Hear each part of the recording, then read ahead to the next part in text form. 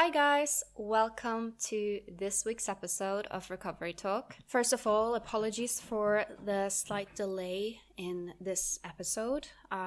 So some of you may know I usually release episodes every Tuesday morning UK time, but I've been a bit behind on things just because I've been quite unwell. So anyways guys, in this week's episode, I wanted to discuss something that I mentioned in last week's episode, and that is the budget thinking mindset around calories. And more specifically, I want to talk about how this may show up in recovery.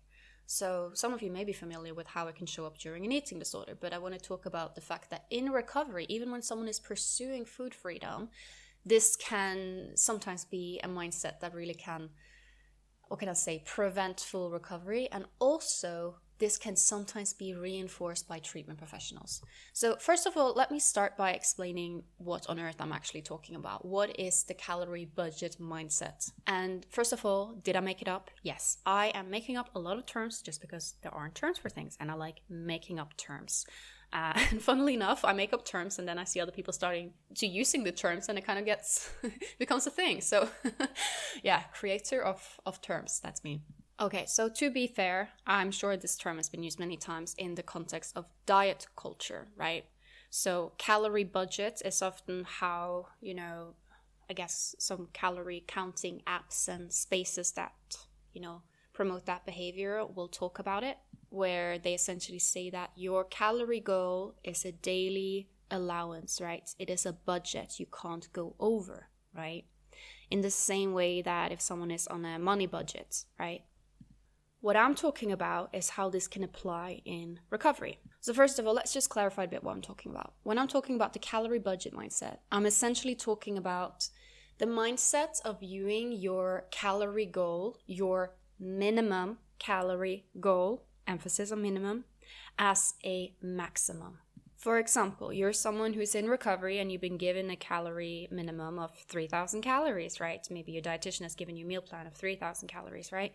And if you have a decent dietitian or treatment team, they will surely clarify that, hey, you know what? You are actually allowed to have more than this. If you fancy something after your dinner that's not on your meal plan, that's fine, just make sure that you get that minimum of 3,000. Unfortunately, there are some treatment professionals who may not share that information, or they may assume that because you have an eating disorder and you have anxiety for calories and food, there is absolutely no way that you ever want to go above it, right? So they act maybe even puzzled if you even say, hey, what if I want more? Because they're just like, what do you mean you want more? Because they think that an eating disorder is just about food avoidance, but it's actually a little bit, it can be just as much about food seeking. I prefer not to demonize or diseasify food seeking behavior. So anyways, the calorie budget mindset in the context of recovery, not in the context of, more diet culture, is essentially when your minimum has become a maximum.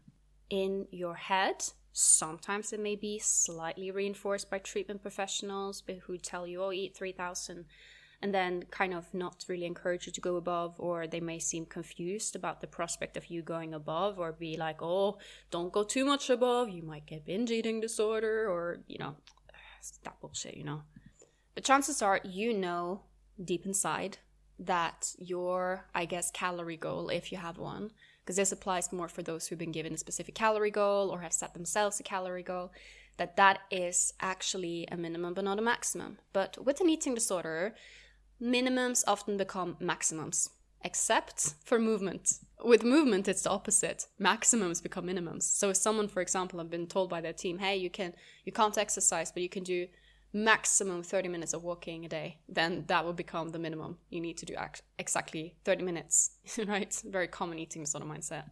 But this calorie budget mindset, very interestingly, it's not necessarily consciously about restriction per se. Because what I see a lot of times is that someone will have, let's say, use 3,000 calories as an example. Someone has a meal plan of 3,000 calories, and then they will just be obsessing about getting just under, right? It's not necessarily that they're trying to heavily restrict. It's more like, 2,950, right? Or 2,999, it could just be just a little bit under.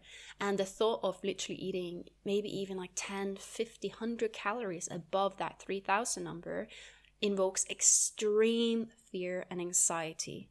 And the person rationally knows that eating 50 calories more or less is not going to make any changes in terms of like weight gain or anything like that. Like, come on, it's 50 calories plus minus, not really going to make a difference, right?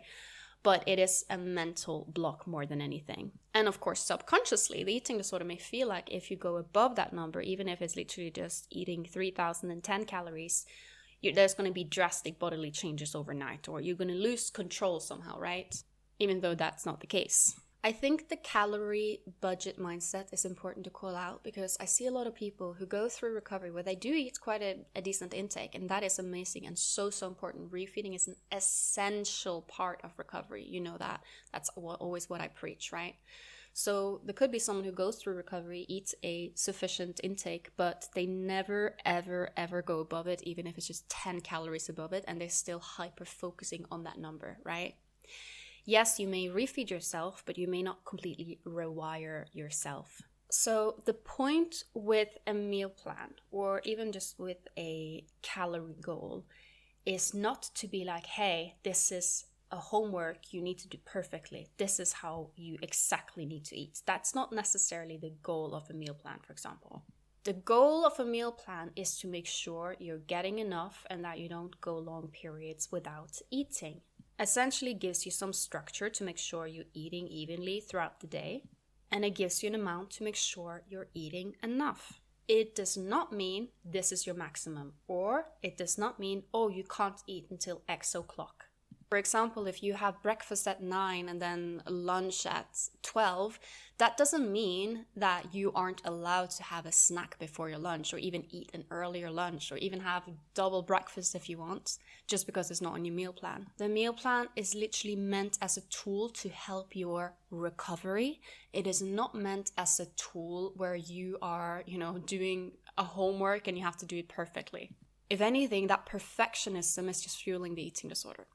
But equally, please don't take what I'm saying as a reason to restrict on the meal plan. Because this is another trap I see people fall into. They're on a meal plan, right? And then they're kind of like, oh, I hate it being so rigid. Why can't I just eat intuitively? And I've done an episode about intuitive eating and eating disorder recovery, and why I think intuitive eating sometimes is better until more like after recovery, unless you have extreme hunger or a high appetite, because intuitive eating can sometimes become intuitive restriction.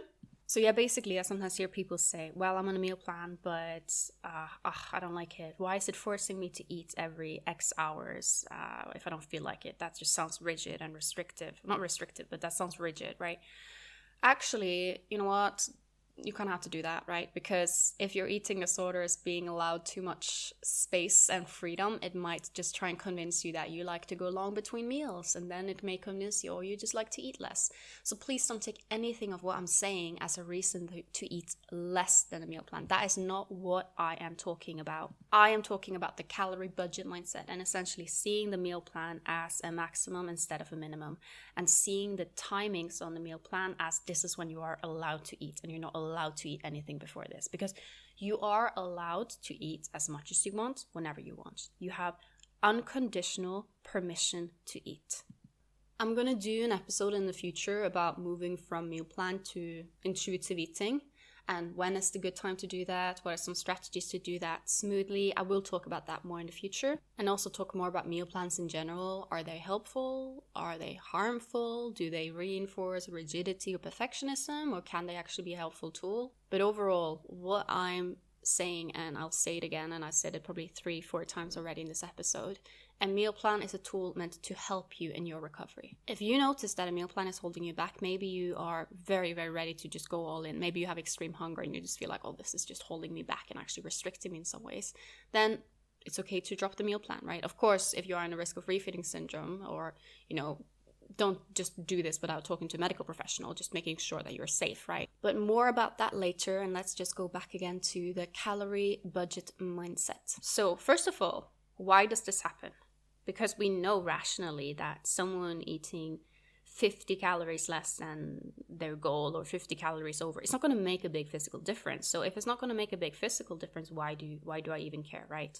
And I think sometimes dietitians may completely overlook this because they're just kind of like, they know that it doesn't physically make a difference, plus minus those 10 calories. But as a coach who work with more cognitive parts of an eating disorder and the mindsets and the behaviors and the rewiring aspects of it, I think it's very, very, very important to challenge this mindset. So first of all, why does it happen? I believe it happens because the eating disorder is so goddamn sneaky. So the eating disorder, first of all, it will try to just prevent you from recovery in the first place, right? But then when it realizes that, crap, I can't really completely prevent recovery here, it will instead try and sneak into your recovery, often in the disguise of just helping you. So it will kind of be like, fair enough, I can't completely ruin your life with my eating disorder, but I can come in and control your recovery and just create these silly little rules that give me some power still. And yes, sometimes these rules will actually create actual restriction, but other times these rules will just create some eating disorder comfort and safety. And it is the latter when it can get quite dangerous, because then it's harder to call it out, right? If your eating disorder is making you outright restrict, then it can be a little bit easier to kind of call it out. But if it's just making you do silly things such as, just make sure you get 2,990 calories, not 3,000, not 10 calories above 3,000, for example, that it's more sneaky it's not more difficult sometimes to even identify those behaviors because it doesn't necessarily create an actual strong physical restriction, right? But with an eating disorder, if you're constantly giving in to this sneaky little things that it's doing, then you're not going to be fully free. I always use the metaphor of a begging dog. When a dog sits by the dinner table begging for food, if you give it once a little bit of food, it's going to sit by that dinner table and beg for a long time. But if you just consistently ignore the dog, it's eventually going to give up, right? Your eating disorder is the same way. If you give it a little bit of power and influence here and there, it will keep trying to get that power and influence. If you're instead very strict with it and say, nope, you can try and convince me to do all of these things, but it's not going to happen, then eventually it actually lessens. So a lot of these behaviors, such as, it's just staying a tiny bit under, right? A lot of these behaviors are safety behaviors. It's behaviors that in the moment when you're doing them, you feel some comfort, right? You feel comfort, you feel some release in the moment, right? And the problem is, of course, is that you are maybe experiencing comfort in a moment, but you're creating long-term anxiety. A better option would be to handle the discomfort of actually having a bit more than your meal plan, for example, and tolerating that anxiety. And then long term, you would rewire that fear. Because try and think of it this way. Do you want to be the person that for the rest of your life, you view calories as some kind of budget and some kind of thing where you need to save, have a scarcity mindset around calories? You are not on a budget anymore. Actually, you never were. You just convinced yourself that you were, right? You're never on a budget. I also sometimes think that people believe that if they go above, they're somehow just going to lose control, right? But giving up control is actually part of recovery, right? You don't want to hold on so firmly to any kind of control that's there, right? That is an eating disorder. You need to let go. And I think this is where a lot of people are stuck, is this stage sometimes in quasi-recovery where, they have been eating a bit more, they may have weight restored if that's necessary, they may have, had some positive effects of recovery, and that's good and great, but they're still holding on to, not going above a certain number, still rigidly following if I eat breakfast and I'm hungry after breakfast, I can't have more until lunch, I can't have anything in between, right? Still holding on to these rules where the underlying message is that calories, you are on a budget, you need to save, you need to be careful here. Another way I sometimes see this calorie budget mindset show up is people will save up calories for night. And if you haven't listened to it already, I did an episode about that last week, about night eating and saving up calories for night. So I'm not going to go too much in depth about that in this episode because I covered that in that past episode already. The thing with the calorie budget mindset is that you can't really think your way out of it. You need to act your way out of it. That goes with a lot of things in recovery, right? You can't just try to convince yourself I'm not on a budget. Okay. You actually need to make the opposite actions, and it's going to feel quite wrong in the start. What I recommend is deliberately make yourself go over. Not just once, but consistently. So if you have a 3,000 calorie meal plan, add something onto it so that you go above. And also remember, a meal plan, it's not supposed to be exact math, right? You don't have to micromanage every single calorie. If you have a meal plan that says 1 slice of bread or a tablespoon of this and that, that is sufficient. You don't need to weigh and control and measure everything. And this is another example where the eating disorder often will try and like jump into recovery and be like, oh yeah, no, we need to weigh everything to make sure we're getting enough. But realistically speaking, you know that you can essentially get enough without doing that. Because if you were to prepare the food on your meal plan for someone else, would you have restricted it? So essentially, you need to accept discomfort. You need to sit in the discomfort. You also need to be very, very mindful that, being more flexible in terms of food does not mean flexibility to restrict, because it's the trap people fall into. Oh, I'm not measuring my food anymore, and then deliberately taking smaller portion, always undercutting it, right? But also, it's interesting because I sometimes see people who their eating disorder will tell them we need to weigh every food to make sure you get enough, right? But then the same people will often say that they always undercut when they weigh. So for example, if their eating disorder their meal plan says, oh, you need 100 grams of this, then they might take 98 grams, right? So they can still hold on to the behavior even with the weighing. And then they will convince themselves, oh, you know what? It's not exact math, 98 gram, that's almost 100. Who cares, And that's true. But equally, if you ask the same person, okay, well, can you take 102 grams then they start freaking out by that prospect, right? And then that's when you see that it's not really recovery motivated at all. I would argue also that the calorie budget mindset is actually a form of mental restriction. Sometimes it can translate to physical restriction, right? So let's say you have a meal plan and then you know that you actually need more than your meal plan, or you have extreme hunger and you're just avoiding giving into it, right? Because giving into extreme hunger would mean going above this magical number that you've deemed a maximum in your head. But let's also talk a bit about how, it is a form of mental restriction, right?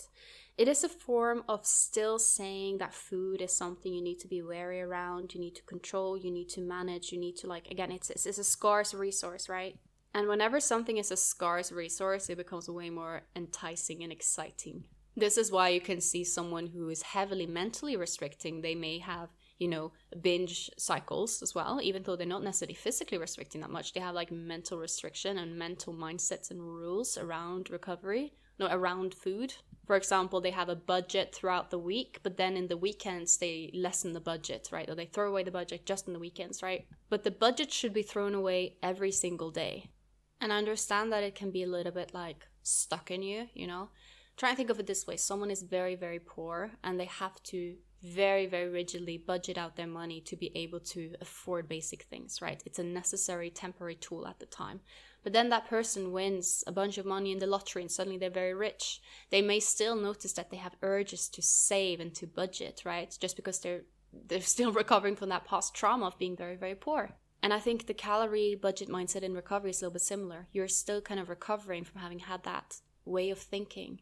But again, you never really needed to budget in the first place, right? You were never poor. Food was never a scarce resource. I mean, of course, I understand that there are people who food are a scarce resource for, people who are poor, people who have to budget in terms of food. I understand that.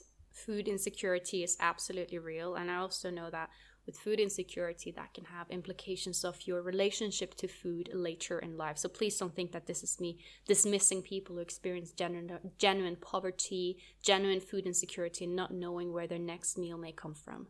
What I'm talking about is something very different. Again, I'm talking about the calorie budget mindset, where actually you have an abundance of access to food, right? Food is in abundance, but you still find a way to kind of restrict yourself, and the minimums become maximums.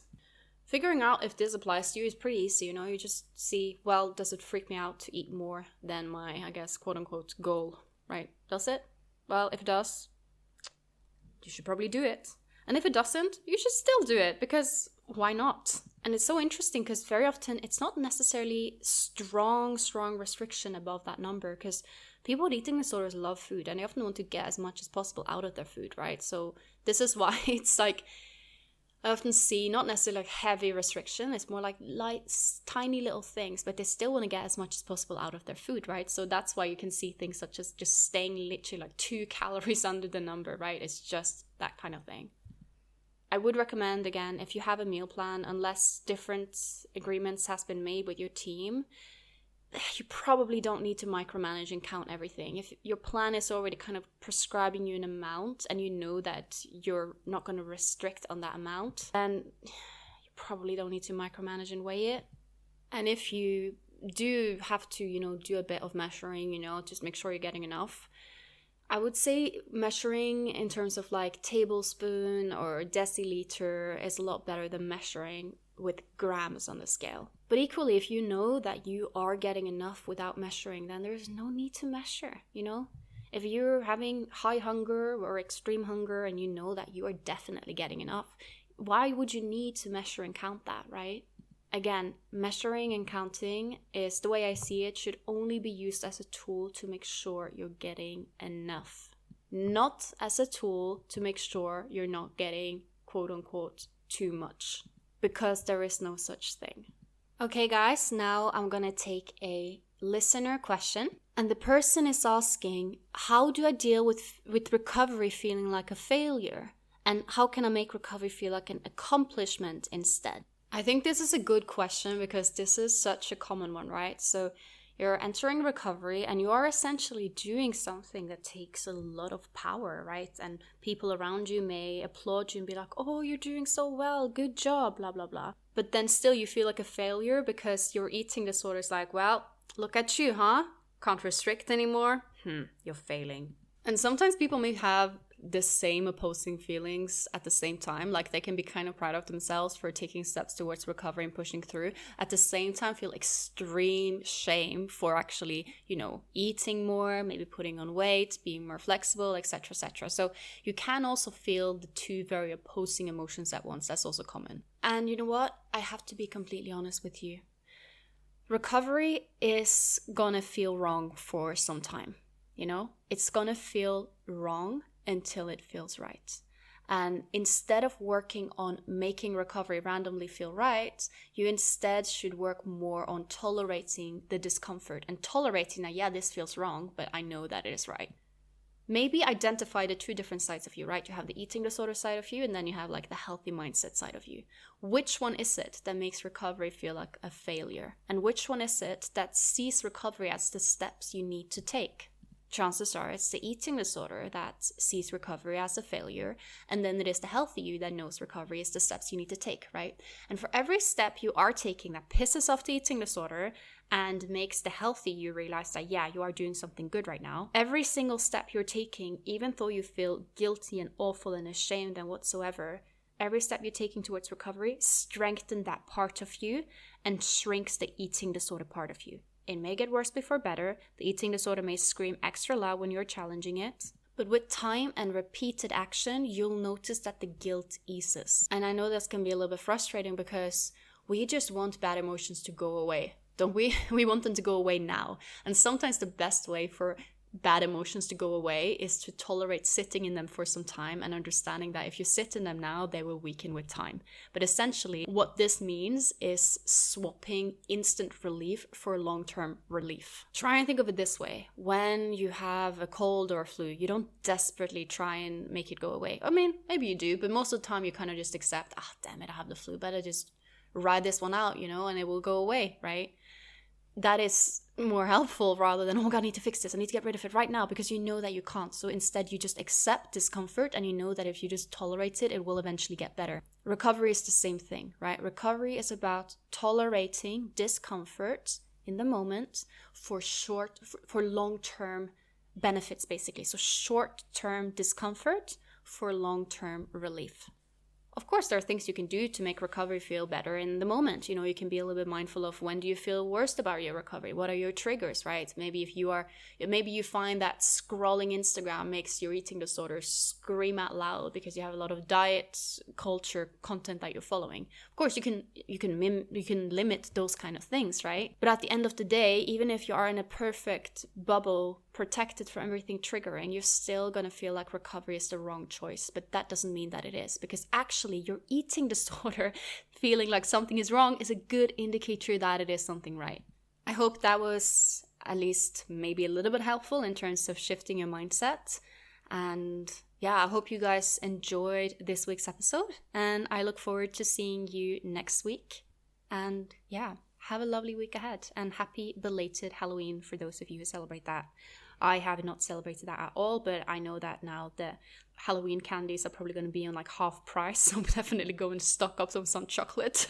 So yeah, see you guys next week, and have a lovely day and week ahead.